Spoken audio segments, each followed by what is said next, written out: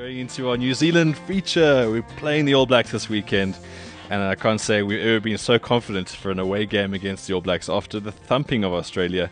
Although I think we should not get too carried away. That Aussie side was a little piss poor, but still, you still got to put them away. And Sean, as always, our resident statistician. Jeez, I'm getting all tongue-tied out of excitement for this one. Sean, what stats have you got for us this weekend before we bring in Scotty Stevenson from New Zealand? Well, considering last week in the build-up to the Australian game, we did the build-up to the percentages and the records of how the Springboks performed in Australia and specifically in Brisbane as well, and that ended up being a great good luck charm on the show, considering how the result went. I thought we'd do the exact same for how the Springboks work in New Zealand in the history of this tournament since 1996. When it was the Tri-Nations before the Rugby Championship nonsense name came about. And how we do specifically in Eden Park as well, because the numbers are a little bit scarier even than the ones that were shared last week. Basically, since 1996, I choose 1996 as a good marker to measure rugby for a couple of reasons. It's when professional rugby started, it was in the Sanzar era, etc. Overall percentage between South Africa and New Zealand games played anyway. And New Zealand wins 70% of them. It's been 43 games, and New Zealand have won 70%. Now, when you consider that most Springbok coaches have got 70%, if they're doing well, if they've got 70% across the board against everyone, that's just when they play us. I think it's an amazing. Who historically are the second best team in the world. Exactly. All the stats suggest that still. Exactly. Now, in New Zealand, that number gets bumped up slightly, obviously. Now, they've won 84% of 19 matches. But now, that's just the potatoes. Here comes the gravy. When it comes to Eden Park, they've won, since 1996, they've won 100% of their matches there against us. All of them. All of them they've won. The average score is 37-21, which is quite a bit of a hiding. You see, they average a 3-score lead against us at full time. Hey, 21. That's points. And beyond 1996, we haven't won there since 1937. 1937. That was a long time ago. That was when racial segregation laws were starting to get passed in this country. Well, yeah, swastika was the national flag of Germany, and Gary Player was still poor and a toddler. And not called Mr. So like 100% now, that's not just us that struggled at Eden Park. New Zealand haven't lost at New Zealand Park in 31 games since 1994. 31 games. That's 100% record that they've had in 19 years. Sure. No. Yeah, 19 years, that's a 100% record. Now, I want you to compare it to our fortress at Ellis Park, which we consider like to be the big fortress of South African rugby. In that period, we've lost 3 out of 18 games. Now, losing 3 out of 18 in our fortress, compare that to losing 0 out of 31. I mean, it's hectic. They haven't lost this since 1994. No other major New Zealand ground has experienced this kind of dominance. You know, they've won at every other New Zealand ground since 1994. It holds 60,000 people. It's held 2 World Cup finals, where, of course, New Zealand won them both. This has to be, by definition, the hardest fixture in terms of a venue that exists in World Rugby right now. But what I want to stress before I wrap it up is that I think this works in the Springboks' advantage. I think we look forward to this more. The idea that it's at Eden Park, the idea you always want to win in New Zealand and make history, but I think we're more pumped up to play at Eden Park because it's be a more historic thing to win there, as opposed to, say, Hamilton or Dunedin, where places that some of these players have won before. Or the Caketon. Yeah. Okay, Sean, on the back of all those stats, which means we haven't got a hope in hell, Scotty Stevenson, can you hear us? I think I can, man. I think I can. Well, great to have you on. Scotty, we've been talking you up on Twitter. We've been talking you up in the studio here. So Sean's very, very excited to hear you talk about rugby. Sean is a purist. I hope this sort of talk, you know. This is. I've been thinking about this all day. I've been filled with a sense of dread that I might let you down, lads. Oh, not at all. You should see the people we normally have on here. God.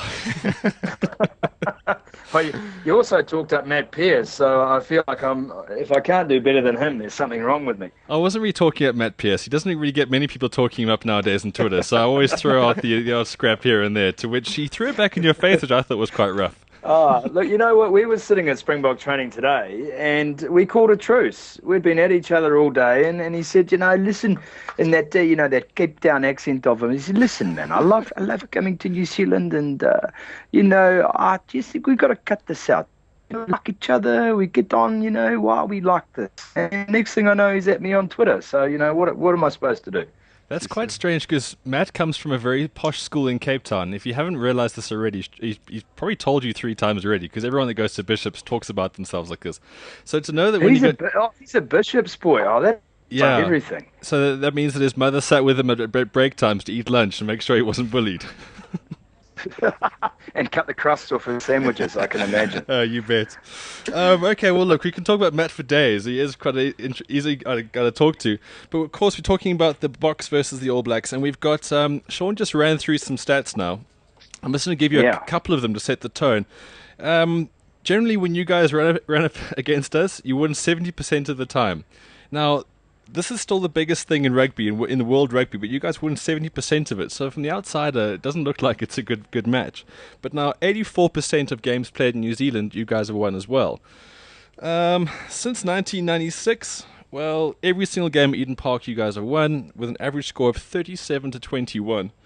But now, we did the exact same thing last week. We spoke about the Aussies, and the average score in Brisbane, Australia 32, the Boks 6. And thankfully, we turned that hoodoo around. So going into this one, do you think this is the chance the Boks finally have of winning Eden Park?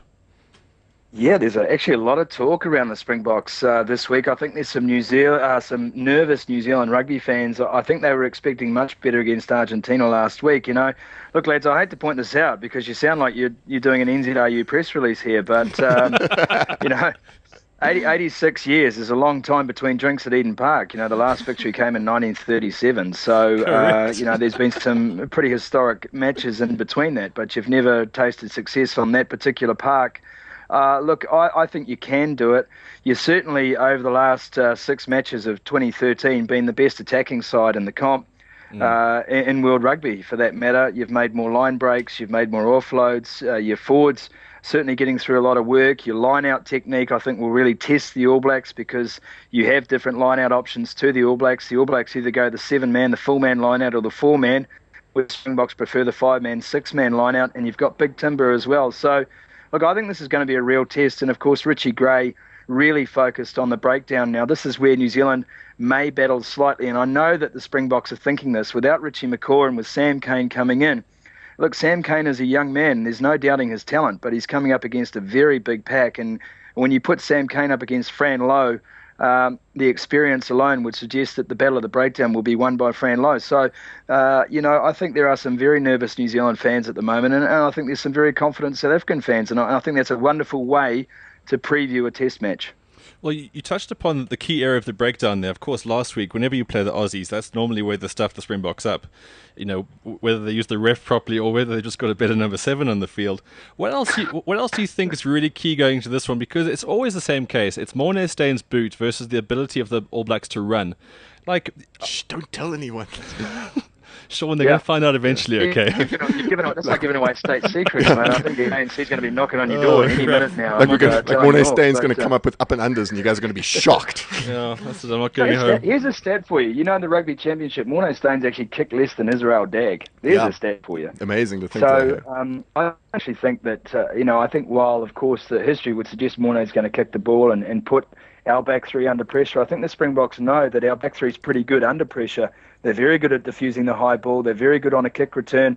And New Zealand sparks a lot of its counter-attack play from within its own 22. So, you know, it's a bit of a risk and reward product for South Africa if they think, you know, this is going to work. You know, they've tried it for the last 86 years and it hasn't at Eden Park. So I get a sense here that this Springbok and Heineke is a team that is not shy of attacking. It's finally realised that, hey, you know what, we can run the ball, we can run over teams, and we can use ball in hand to affect a territorial advantage. And I was sitting there today, I had a bit of a hero moment because my family's from Durban, my mum's family, so Ian Mack was at training today. So I had a bit of a childhood hero moment and chatting to Ian Mack, you know, who, you know, toured New Zealand with the Springboks and knows how hard it can be, and in fact was the last person that prevented a win at Eden Park for the All Blacks. That was my next stat in '94. That's an 18-all draw. That's right, an 18-all draw. So, you know, talking to Ian, and of course in 1994, Otago took the Springbok head from that touring team in the great days of tours, and he still laments the fact that the Springboks under him in that year weren't playing the top of rugby I wanted them to play.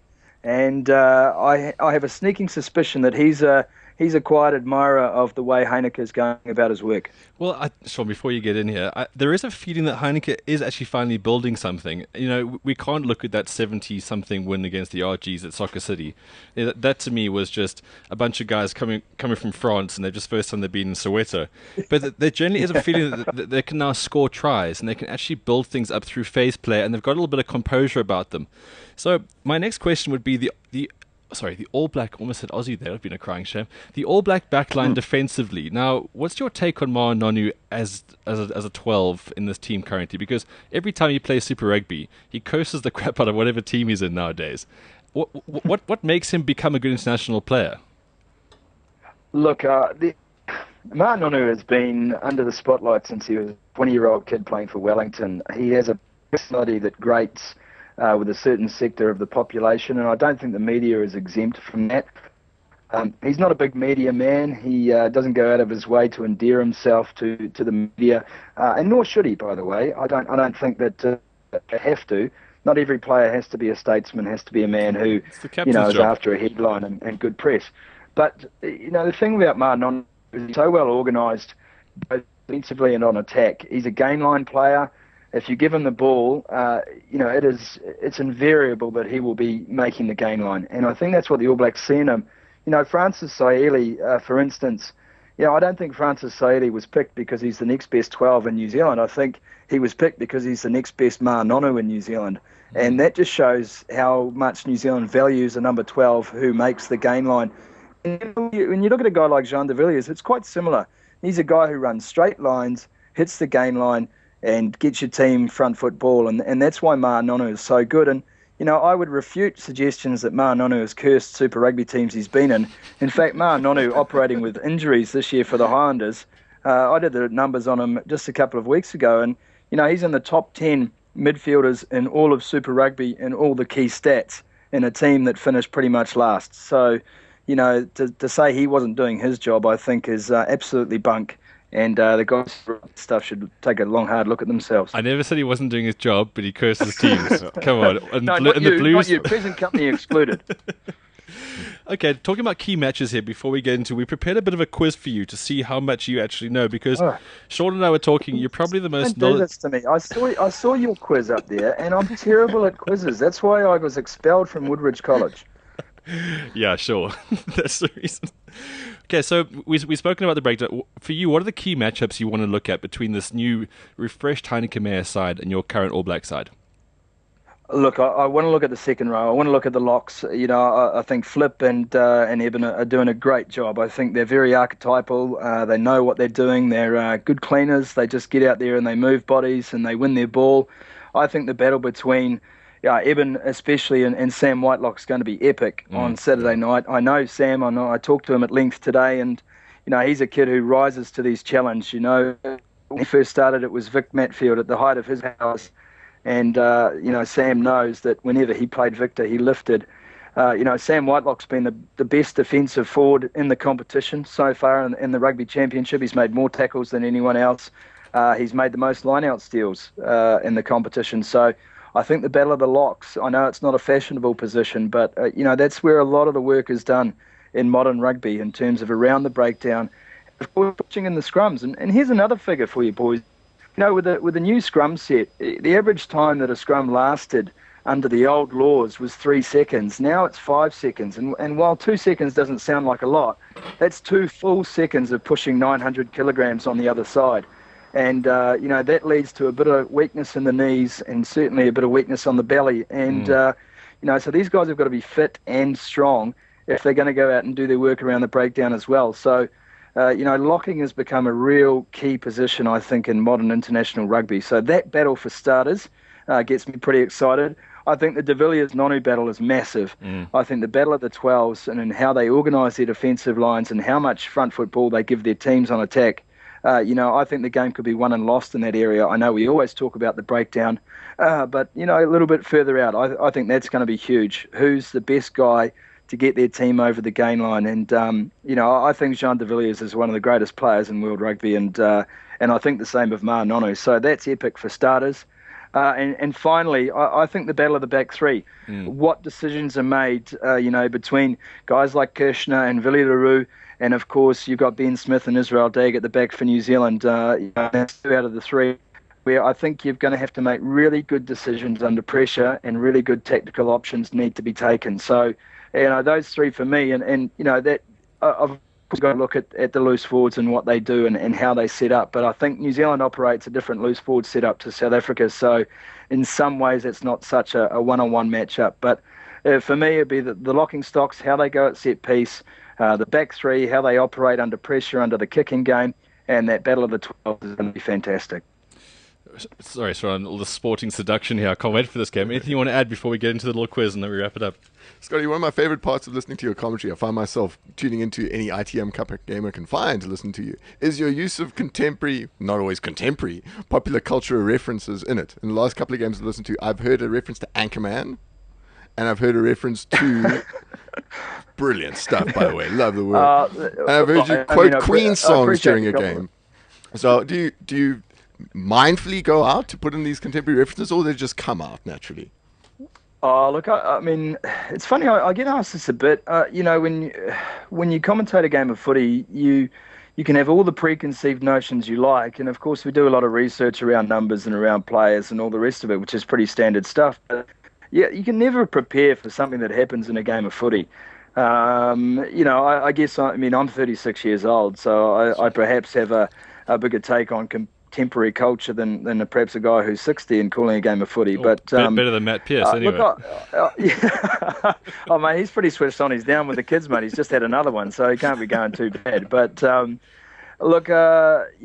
just think that sport and entertainment go together. And of course, I don't just bury my head in rugby books every day of the week. I watch movies, I listen to music, and I watch television shows. And I always think, well, if the opportunity presents itself, you may as well grab it, because that's all part of the job. And ultimately, guys, I love having fun with footy. I'm in love with the game, for starters. And if you can describe something in a way that people understand, then I think you're doing your job as a commentator. So it may not be a style that works for everyone, and certainly, as all commentators, you have your share of critics out there. But, that's just... I call things the way I see them, for better or worse, and hopefully people either have a chuckle or get an understanding of the game, and that I'm fine by that, mate. If they're enjoying, I'm doing my job. Well, I definitely think you are achieving your goal there. You're a film favourite here, because we all watch Reunion, and don't tell Matt this, but because Boots and All's really crap. It's such a nice. How can I not tell him that? That's rubbish. It's such a nice contrast, because what you guys generally have, from what I gather, is you're a bit more free reign to say what you want and have opinions. Where everything's kind of more formatted. We're quite a conservative country still in so many different ways. And when it comes to sport, there's very few guys out here essentially who do what you do. So. Certainly on TV. Well, definitely on TV. Internet radio, Sean and I get away with whatever we want, Look, I know what you mean. Obviously, you guys know my background, so my mum's South African, and I spent time in South Africa, and I understand the conservatism of the country, but don't be fooled. New Zealand's a very conservative country too, and we take our footy pretty seriously. I always hear people, how'd you get your job? And I kind of don't know, because there's experts on rugby over here. I guess I was just the lucky one who got a break. But one of the great things about rugby union as a sport is it has laws. Now that's different to any other organised sport in the world. It's the only professional organised sport that has laws. Everyone else has rules. And the difference between a rule and a law is that a rule is black and white, and a law is infinitely interpretable. So that's what rugby union is. It's a very confusing game that pretty much was designed by private school lawyers and has kept them in business ever since. And it certainly leads to divided opinion.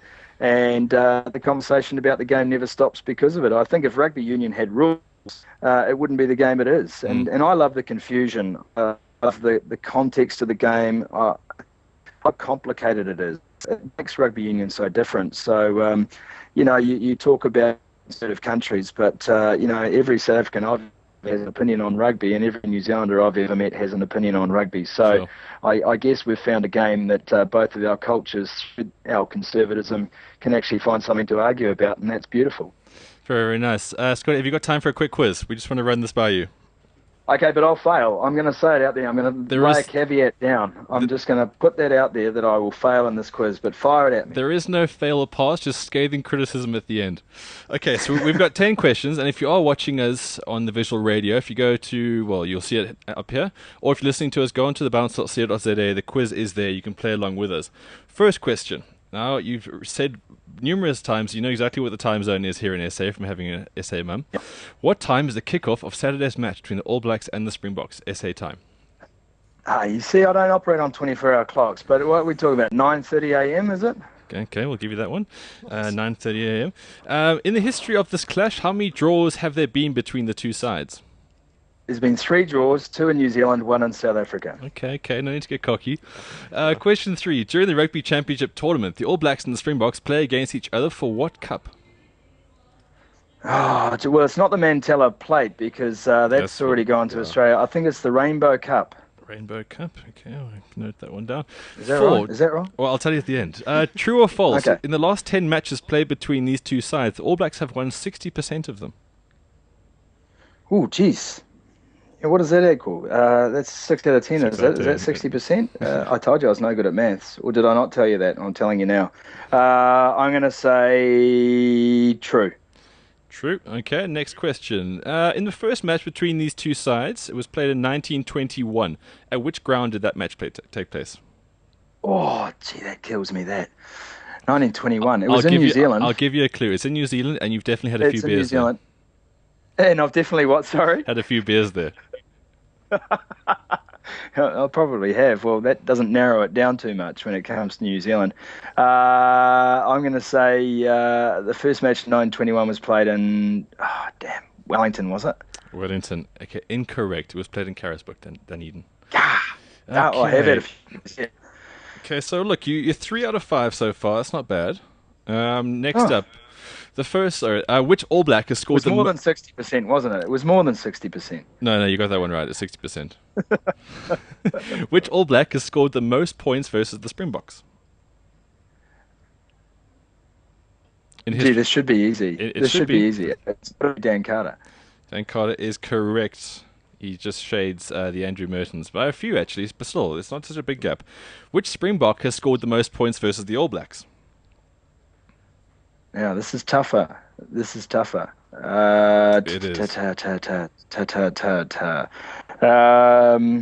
Okay, to give you... No, I can't give you a clue on this. No, I can give you... It's that fella who dropped that goal that shouldn't have gone over in 1995. That's Larkham. Oh, wait, sorry, that was 99. I'm gonna say Stransky, but I'm probably wrong. You're gonna go with Joel Stransky? You are indeed wrong. It was a much better looking chap, Percy Montgomery. Oh, Percy. Gee, he is good looking. He's a handsome man. He's a handsome chap. He is handsome. Hair. Wow. Might be an overshare here, chaps. Yeah, this is terrible. I'm failing miserably. Well, now you're back to 50% in the quiz. Just the cup they play for is the Rainbow Cup. Yeah, I said the Rainbow Cup. You said the... No, sorry, not the Rainbow Cup, the Freedom Cup. Oh, the Freedom Cup. But Rainbow Cup, mate. Lovely name.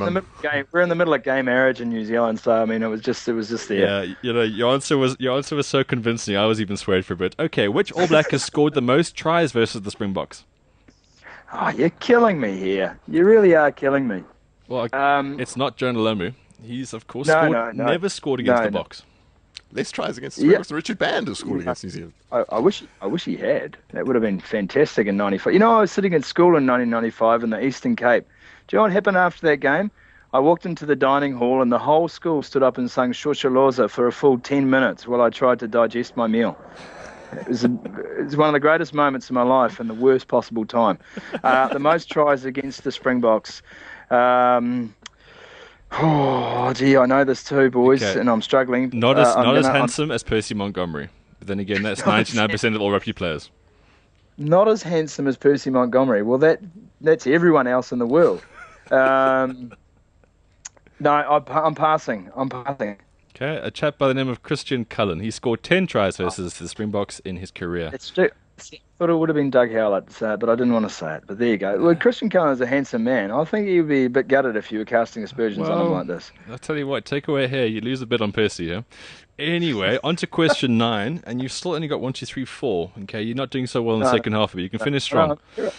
When these two teams played a test match at Eden Park in 1997, what was the score? Oh, you are having a laugh, aren't you? Come on, Percy played in that game. The Box got a bonus point. The Box got a bonus, but it was a high-scoring game. How was this quiz become about Percy Montgomery? 43-33. No, it was 55-35. Was it? Yeah. You learn something new every day when you talk to you blokes. But do you remember that the Box side back then, the following week, they went on to give the Aussies 60 at Loftus. They had a really good side. They just didn't have anyone that could tackle in the back line. This is Carl Duplessis era. It was before Mallet took over. But you don't have to tackle when you're scoring that many points. Well, that much is... Well, that theory didn't work out for us too well. You did in Eden Park, seeing the other team scored 55. Okay, final question. Sure, this is just to get 50% if you can get this one. When last did the Springboks win at Eden Park? The Springboks last won at Eden Park in 1937. Correct, you nailed that one. Okay, 5 out of 10 on our quiz. I'm going to scroll down and tell you what that means. Look, this is a pass mark. I'll take 50%. I took it all the way through school, so I'm not going to stop now. No, we've got a very scientific thing about what happens. So you got 5 out of 10, and that means you are now qualified to operate the Supersport Studio touchscreen. So if things ever go south down in New Zealand, you've got NASA's job, essentially. You can tell Matt that as well. No, but you see, this is the thing, though. Like we rely on a man called Paul Naser, who researches all this stuff for us so that I can cram it in during the week and then know it all and then instantly forget about it. It's like the greatest sort of exam in the history of the world. Mm. Yeah.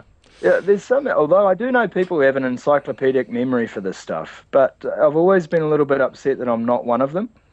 It's okay. You ever get that feeling? You know what it's like when you just like, because I can tell you what a certain rugby player had for breakfast, but I can't remember the score 3 weeks ago in the ITM Cup, which always disturbs me because I know people who can remember both what that player had for breakfast and the score in the ITM Cup 5 weeks ago, and that disturbs me greatly about how much life these people are having. It brings its own curse as well. Well, look, we're socially retarded people. I genuinely don't know anything, but You're Sean arrives. at the dinner table, I'll give you that. Yeah, you should see Sean actually gets like auctioned off for sports quizzes up here in Joburg. That's not actually a lie as well. Yeah, I know. Here, do this now. Can I finish, guys? Because I know that you probably need to move on. Sadly, we do. Yes. But can I finish with an Afrikaans rhyme for you? Okay. Okay. Are you ready for it? Yep, ready. Okay. Dan onder by die baai lê 'n dooie papegaai. 10 tarantelle het hom doorgenaai. Met 'n neffie op sy kop en sy pil is opgedop. 10 tarantelle het hom goed opgehop. I won't say the last word. We'll let you know when the auditions are open for Blood Diamond 2. Scotty, I'm ashamed to say you probably know more Afrikaans than I do, but everyone else in the studio laughed at that one. No, I don't even know what that means, but I know it's got a guinea fowl and a dead parrot. That's all I know. And something happens to them. Scotty, thanks so much. You've been an absolute great sport. If we were to find you on the Twitter at Sumo Stevenson. Is that correct? That's the one. That's the one, guys. Look, it's been a real pleasure, lads. I love your work on Twitter, and it's nice to catch up. And I would say I wish the Box all the best, but I can't because that's a treasonous offence in this country. But I think this is going to be one of the greatest Test matches we have seen in the last decade on Saturday night, and I mean that sincerely. Yeah, I bloody hope so too. Well, I hope you have a great time, and I hope you enjoy the rest of your time with the Supersport colleagues over there. And remember, you're not qualified to touch the Supersport touchscreen studio. Scotty, thanks so much. Don't tell Nas. Don't tell Nas. Nas doesn't listen to anything other than himself. Not since they put in just a normal screen and told him it was a touch screen first. Cheers, lads. Okay, cheers, guys. Chat soon. Yeah. Scotty Stevenson from New Zealand saying it's going to be one hell of a tight game. I wasn't going to push him for a prediction because he would have said All Blacks by 3 or 4.